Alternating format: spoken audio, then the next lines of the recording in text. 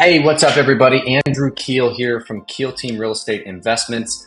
Going to go over today the 10 ways a mobile home park investment can fail. Going back to like Charlie Munger and inverting, we were going to talk about 10 ways a mobile home park investment can fail. It's always, nice and rosy to talk about the stuff that can go right, but it's important to understand the downside risks and what can go wrong. So number one, this is something I get asked a lot from our limited partner investors is, hey, what happens when a tornado, tears through a mobile home park and rips it up? Well, there's a couple of things that happen. One, hopefully the tenants have insurance on their own homes, which sometimes is the case and sometimes is not. But that would be the first thing. The second thing is we carry loss of business income insurance. That's very important in an instant like this, where there's, the majority of your income is gone immediately. A lot of times when there's a big tornado issue, the local municipality will put together support for the residents and help with rental assistance and things like that. Also, FEMA will come in based on how big of a storm it was, and they will help even provide FEMA manufactured homes that will provide temporary housing quickly to the area, along with funding for the cleanup. So tornadoes, we've had some friends that have had tornadoes go through their parks. We've had a tornado go through our park in Covington, Tennessee. Luckily, it only took out 2 homes and nobody was hurt, but it was an issue. It did take a lot of project management time to get the debris removed and then bring in new homes. But if you don't have the right insurance and you're kind of hands off with the investment and you're not hands on and a tornado comes through, the tenants will just abandon the homes and they'll just leave if they don't have insurance. So the more hands on you are, the higher the chances are that you're going to be able to retain that tenant, get their yard cleaned up, and keep their income that they bring to the park. Number 2, I've seen this a lot more recently is you buy a mobile home park, it's your first one, and then some people just increase rents way too drastically. Like this one here, there was a monthly lot rent increase of $190, almost $200 a month, like right away after they bought the park, and that's just excessive, right? So if you're doing something like that in order to get your returns, you likely overpaid for the property, and now you're trying to push that onto the tenants. So that's not fair. I don't believe in this model. I believe in real value, renovating homes, bringing in homes to fill vacant lots and increasing the income that way instead of just, jacking the rents up. But if you do that, the risks are that you'll get a lot of tenants that leave and you'll have a mass exodus. So that's one way that you could fail at a mobile home park investment. Number 3 is the utility infrastructure. A lot of people don't realize that mobile home parks, the utility infrastructure, a lot of these things were built 50 plus years ago.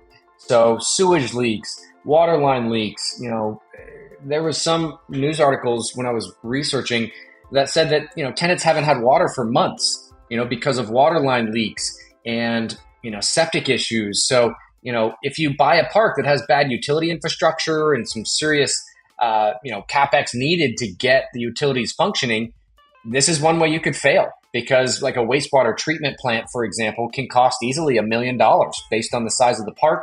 And if you don't have that money, the park could get shut down. So that is a big reason why you want to allocate due diligence. You want to research what the sewer lines look like, the water lines. You want to look at the water bills, see what the bills have been, on a trending, T12 basis, and see if the usage is trending up or down, and when it spikes, does it go back down or what's going on there? So definitely want to do your research on the utility infrastructure.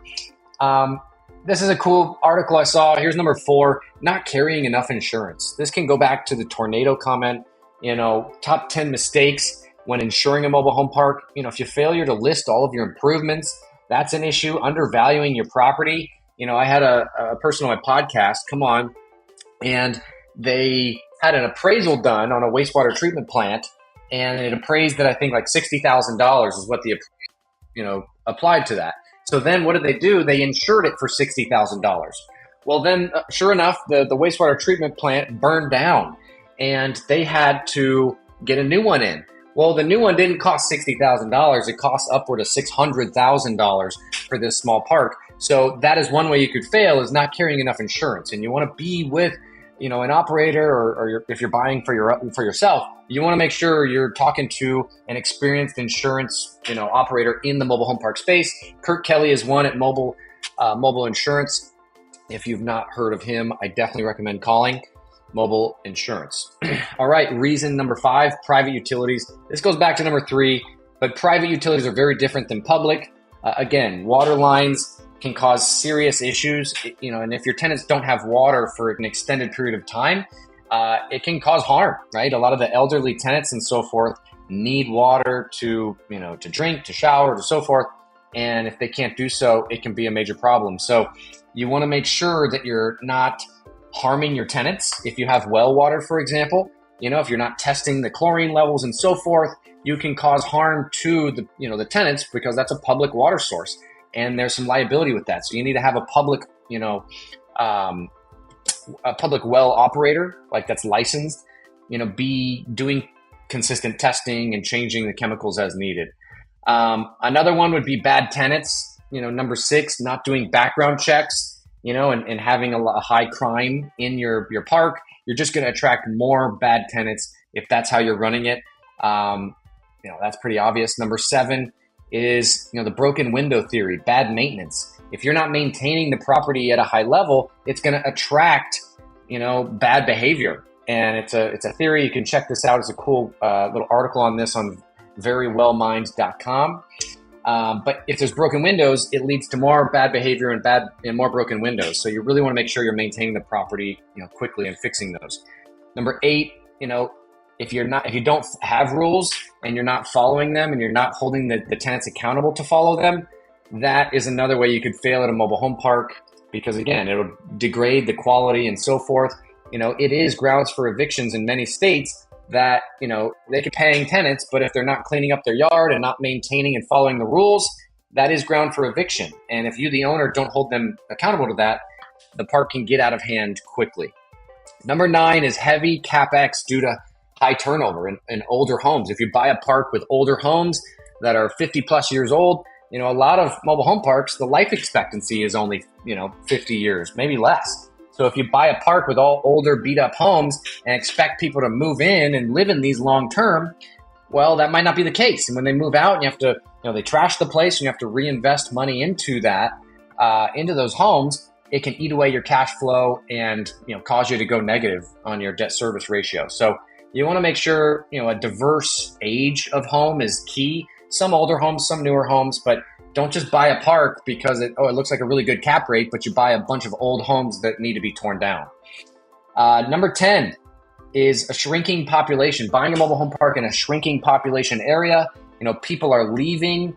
They can't, you can't sell your homes because, of affordability. But if people are leaving town and it's a small town and it's shrinking and businesses are leaving when you're driving through the streets, and there's a lot of empty storefronts and empty commercial buildings, that's a sign that things aren't going well. So I definitely recommend doing research during due diligence to look at, hey, what's the population been doing the last 10, 20, 30 years? Is it trending up? Is it trending down? Is it pretty stable? That is one way you could fail at a mobile home park investment, is buying in a market that is a ghost town and the population is shrinking, large employers are leaving. Really, really important. So in conclusion, due diligence is key. Study the market, inspect your utility lines, and then good management is so important. This is not a passive business. Mobile home park investing is a very hands-on, management intensive asset class. It could be very rewarding, but don't expect to just buy this and treat it like a triple net, Dollar Tree investment or a triple net Walgreens, right? Where you just set it and forget it and the income comes in. It's very hands-on. And then definitely talk with a few different insurance agents that are specialized in the mobile home park asset class to make sure you get the correct insurance coverage you need. Once again, this is Andrew Keel. Check out my website, keelteam.com. I have a free ebook that talks about the 10 things to review when considering a passive mobile home park investment. Click on the link and you can download that free